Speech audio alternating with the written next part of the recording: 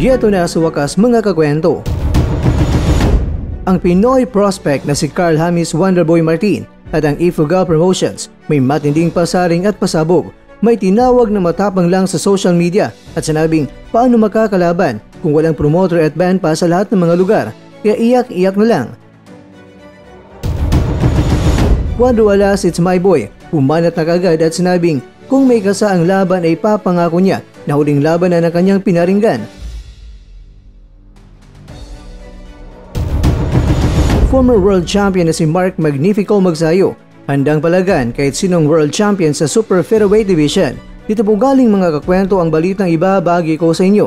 Kaya tara, kwentuhan na!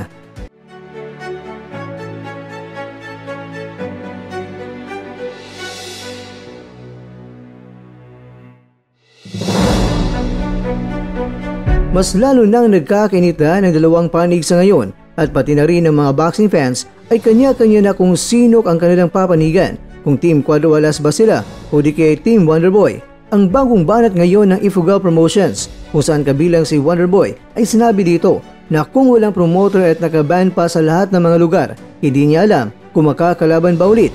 May nag-reply sa comment na ito at nagsabing, hindi ko lang babasahin kakwento. Diehard fans si Alas mag-promote para makakuha ng laban ng idol nila. Contribution daw sila ng piso. At may nag-comment din na si Otol Promotor. At ang naging reply ng Ifugao Promotions ay cry cry baby. At ito pa, may pasaring din si Wonderboy at may pinatamaan. At sinabihan niya na matapang lang yan sa social media. Maliban dyan, maging malungkoting bata naman yan ulit sa mga social media posts at yan ang katotohanan. Kaya naman mga kakwento, batay sa kanilang mga pasabog ay hindi nila binanggit kung sino talaga ang tinutumbok nila o hindi pinangalanan kung sino ba talaga ang binabanata nila.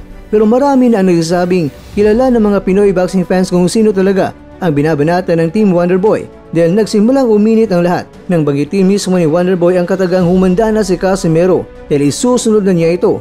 Kaya naman, ang bagong belta ng Cuadro Alas ay ganito, Gunggong, ako lang ang way mo para makalaban mo si Turtle. Ang problema, kaya mo ba ang angas ng Pinas? Pag ako makalaban mo, I-promise ko sa iyo, ang laban natin ay ang huling laban mo.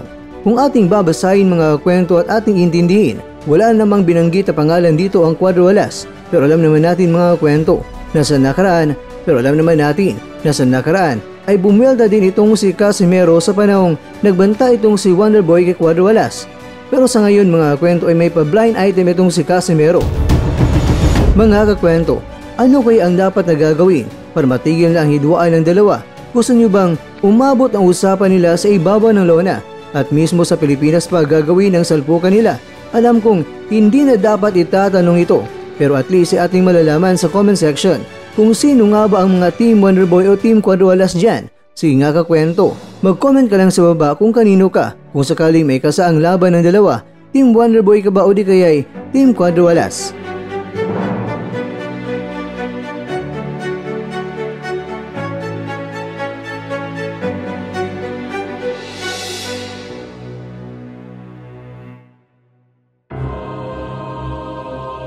Mga kakwento, sa muling pagbabalik ni Magsayo sa lona ay may sinisigurado siya. Sinisigurado niyang siya ang magwawagi sa bakbakan ngayong December 15 Pinas time sa Long Beach, California. Inamin ni Magsayo na handa na siya napalagan kahit sinong world champion sa Super Featherweight Division.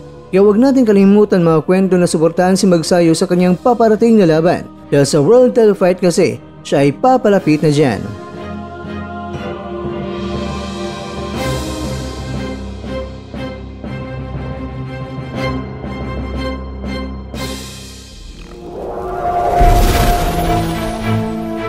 At dyan, nagtatapos ang ating kwento.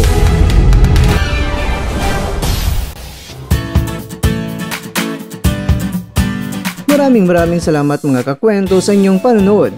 Pero baka naman mga kakwento ay nagustuhan niyo po ang kwento natin ngayon. Baka pwede niyo po akong mabigyan dyan ng like, subscribe at pa-click na rin sa bell button. Pero bago tayo matapos mga kwento ay syempre, shoutout po muna tayo dyan sa ating mga kakwento.